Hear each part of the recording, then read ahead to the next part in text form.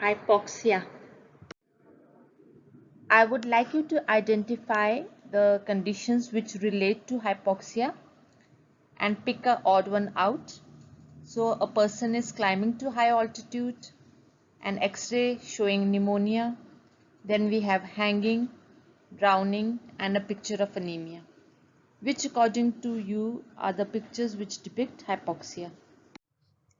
Now, asphyxia is something which is very different from hypoxia. Asphyxia is a condition in which there is a decrease in partial pressure of oxygen and also an increased partial pressure of carbon dioxide. So it can be seen during birth asphyxia or drowning, strangulation, hanging. So these are some of the common causes that leads to asphyxia. So coming to the term that is hypoxia, it can be defined as a deficiency in the amount of oxygen that reaches the tissue. So the ultimate target for the oxygen are the tissues, and if there is no proper oxygen reaching the tissues will be starved.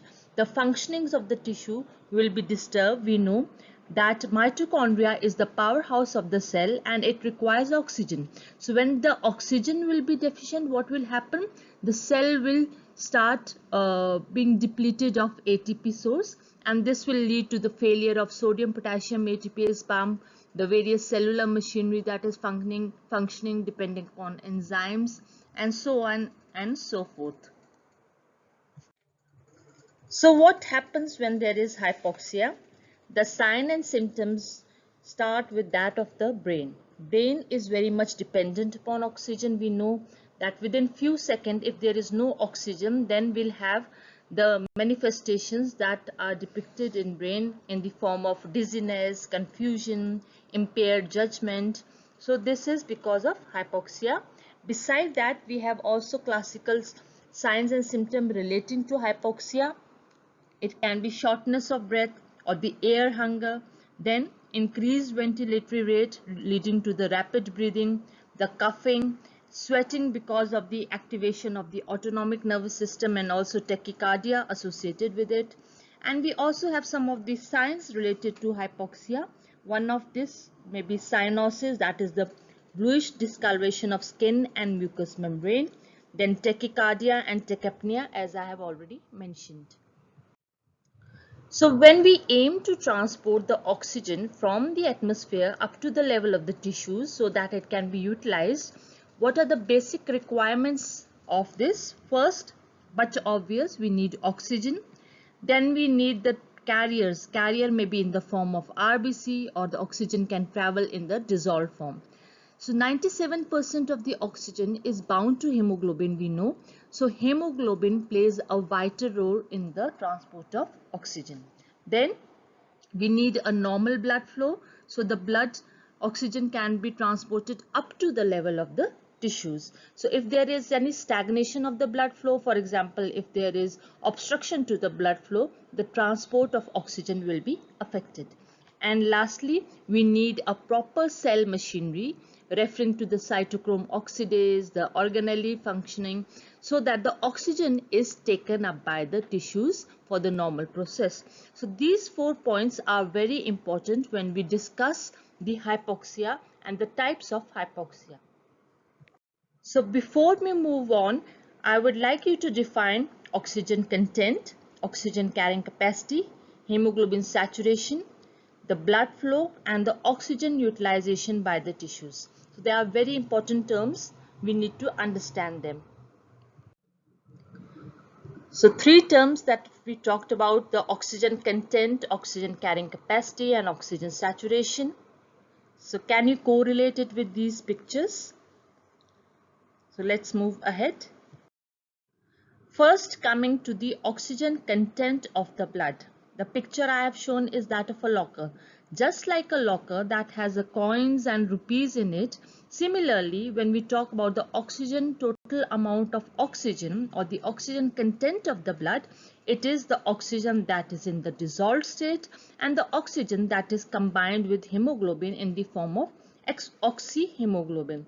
So we have 0.3 ml in the dissolved form and 19.8 ml that is combined with hemoglobin.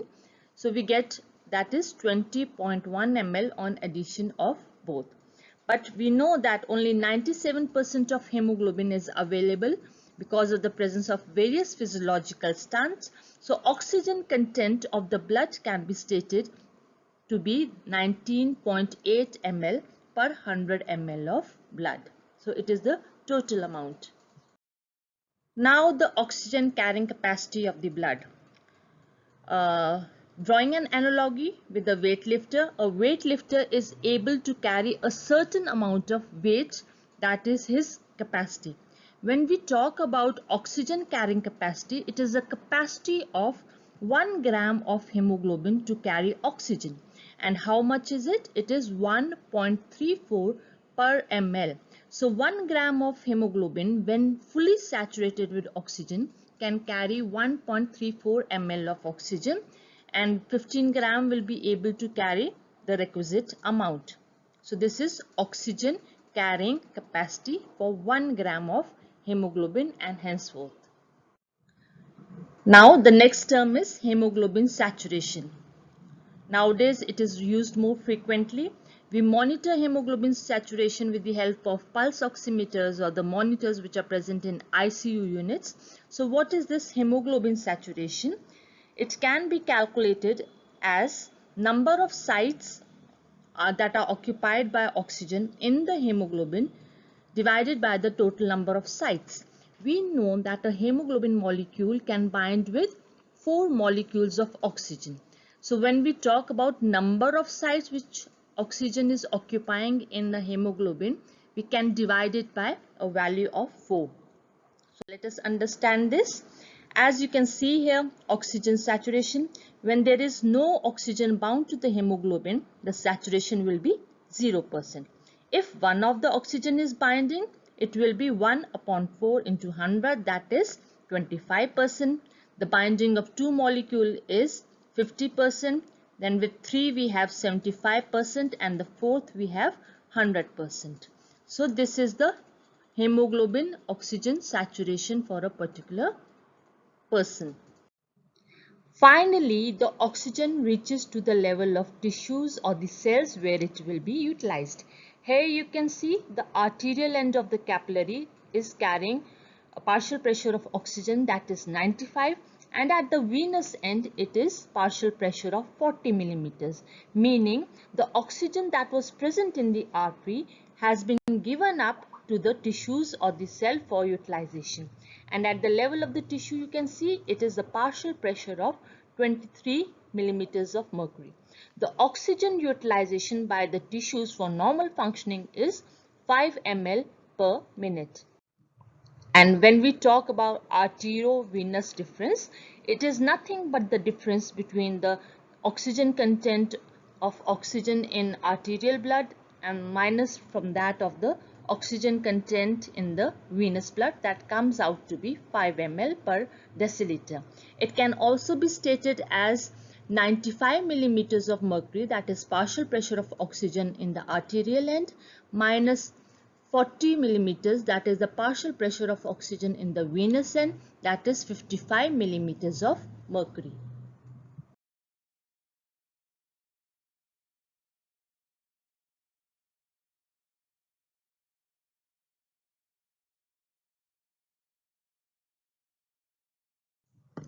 So let us classify the different type of hypoxia.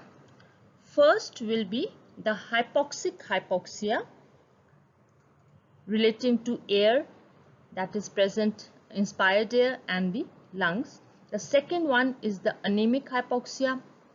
The third one will be the stagnant hypoxia relating to the transport of oxygen in the blood. And fourth will be histotoxic hypoxia relating to the cellular machinery. So we'll understand each one of them one by one. Here in this slide you can see whenever there is low partial pressure of oxygen in the inspired air, for example in high altitude region, the person is breathless. Why? Because there is decrease in oxygen. Then there is also decreased partial pressure in a closed space, the decrease in pulmonary ventilation, that is related to the respiratory passages, the paralysis of respiratory muscles, the airway obstruction, or the presence of AV shunt. All these conditions relate to the hypoxic hypoxia, a condition in which the partial pressure of oxygen is low. So when there is inadequate oxygenation of the arterial blood, that is when the arterial partial pressure of oxygen is less, it may be because of the decreased partial pressure in the inspired air, as we have seen in this animation, and also because of hypoventilation. The causes have been enlisted here. So the basic reasons for hypoxic hypoxia are two basic reasons. One, it is lack or decreased partial pressure of oxygen in the inspired air, or there is some pathology related to the respiratory system, maybe in the bronchus, the respiratory muscles, or the inspiratory group of muscles. So we can safely state that in hypoxic hypoxia, the deficiency is in the oxygen. So we can fill in this and complete the table that is shown in this slide. So in a healthy person, I have given the parameters. The partial pressure of oxygen in the inspired air is 159 millimeters, whereas in a person in high altitude suffering from hypoxic hypoxia, it is decreased. Even the arterial PO2 is decreased. So can you calculate the oxygen content, oxygen carrying capacity, oxygen saturation, AV difference, and the utilization of oxygen by the tissues? So here, these are the values.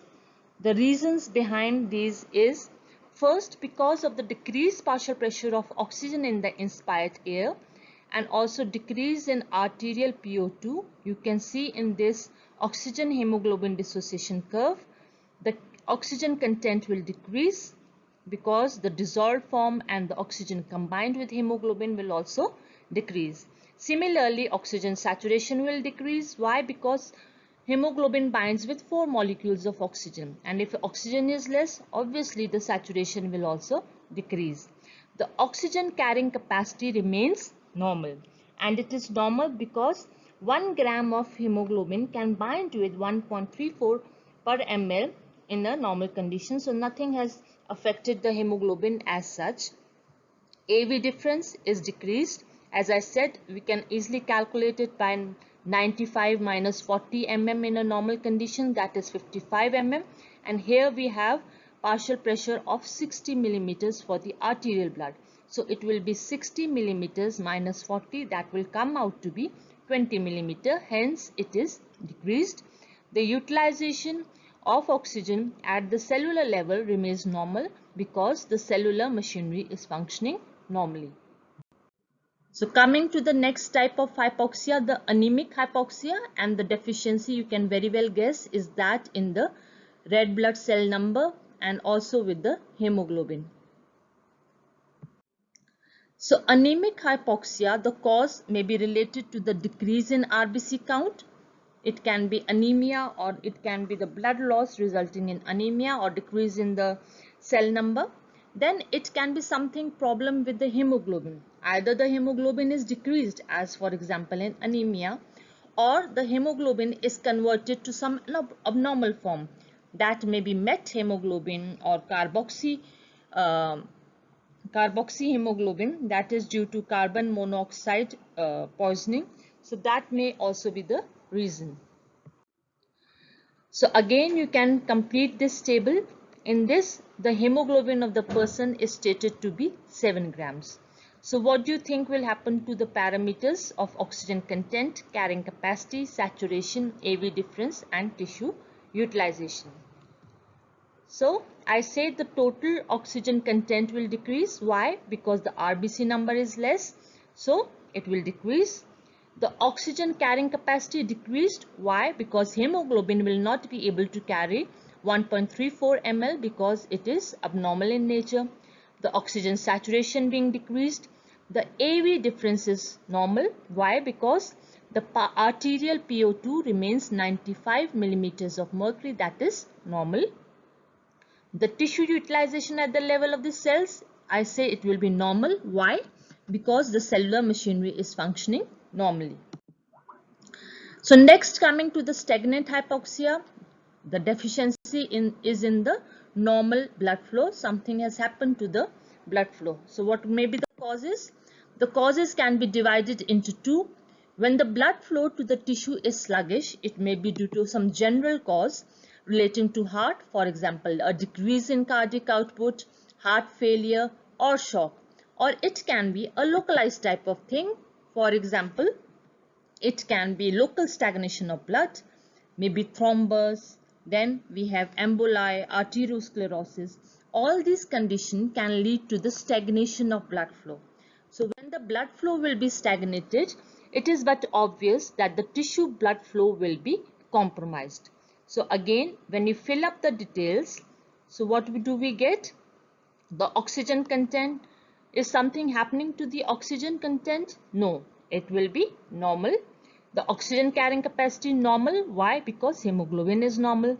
The oxygen saturation normal. Why? Because oxygen in the inspired air is normal. The arterial PO2 is normal. The AV difference is more than normal. Why?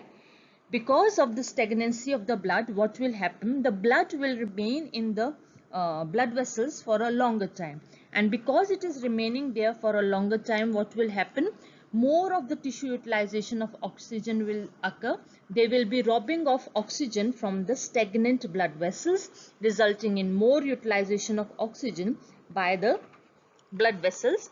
As a result, the venous blood that is leaving the tissues will have less of oxygen. So you can see here it is only 25 millimeters of partial pressure of the venous blood. So the AV difference is increased and the tissue utilization is increased because oxygen has been robbed from the stagnant blood vessels. So it is not 5 ml just, it is 10 ml here. Next is the histotoxic hypoxia. The defect is in the cellular machinery. So inability of the tissues to utilize oxygen in spite of a normal arterial partial pressure and oxygen carrying capacity may be related to beriberi, cyanide poisoning or sulfite poisoning, where the cellular machinery is destroyed, mainly the cytochrome oxidase, which is destroyed by the cyanide poisoning. So there is no more uptake of oxygen in spite of all the normancy. So if I tell you to complete this table, you know oxygen that is present is normal. So oxygen content normal, carrying capacity of hemoglobin will be normal, the oxygen saturation will be normal, the AV difference is nil. Why? Because the cell is not taking up any of the oxygen. So as a result, no difference. The blood that goes with 95 millimeters of oxygen will return with the same amount of oxygen in the venous blood, and the tissue utilization will be decreased or near normal. So when we plan oxygen treatment for the patient of hypoxic hypoxia, anemic, histotoxic and stagnant hypoxia, so it can be oxygen therapy which can be useful, it can be of limited use and it can be of no use.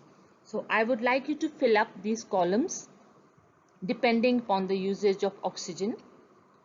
So in hypoxic hypoxia it will be useful because the partial pressure of oxygen is less.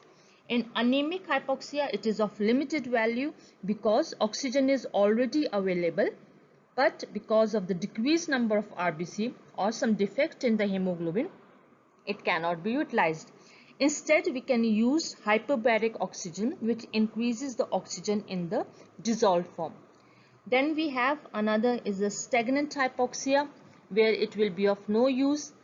Then we have histotoxic hypoxia, where hyperbaric form of oxygen can be used. Oxygen therapy is of no use in histotoxic hypoxia because the cellular machinery is disrupted and there is no use in supplementing oxygen to these patients as it won't be utilized. So oxygen therapy, we have two main means of giving oxygen. One is at atmospheric pressure of 1, that is 760 millimeters. It can be in the form of nasal cannula or mask or in the forms of tent. But when we desire to give oxygen at a higher atmospheric pressure, it is known as hyperbaric oxygen therapy, that is inhalation of 100% pure oxygen at high barometric pressure. The advantage of this is that it will increase the amount of dissolved oxygen in the plasma, and therefore it will be unaffected by hemoglobin concentration. So this form of dissolved oxygen in the plasma is especially useful in anemic hypoxia, especially in severe anemia.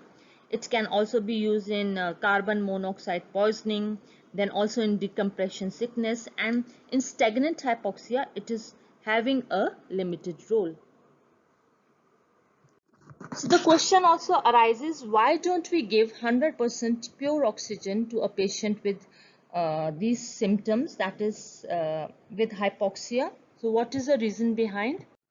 The reason is that we do have side effects of 100% oxygen, which is known by the name of oxygen toxicity. The prolonged oxygen results in a conversion of molecular oxygen into superoxide and free radicals, which are active oxygen, which are lethal to the cell health. There will be a cellular effect ranging from oxidation of lipid, proteins, DNA damage, finally resulting in cell death. So here in this slide, you can see the side effects which are noted by inhalation of 100% oxygen. The primary one being irritation of the airway in the form of nasal congestion, sore throat, then substernal discomfort, and bronchopneumonia, which can occur if it is continued beyond 24 hours. Why? Because the macrophages are inhibited, and also there is decreased production of the surfactants. Then beside that, it may land up in nervous system complication, derangement of cerebral activity. Then it can result in seizures, culminating into coma and even death.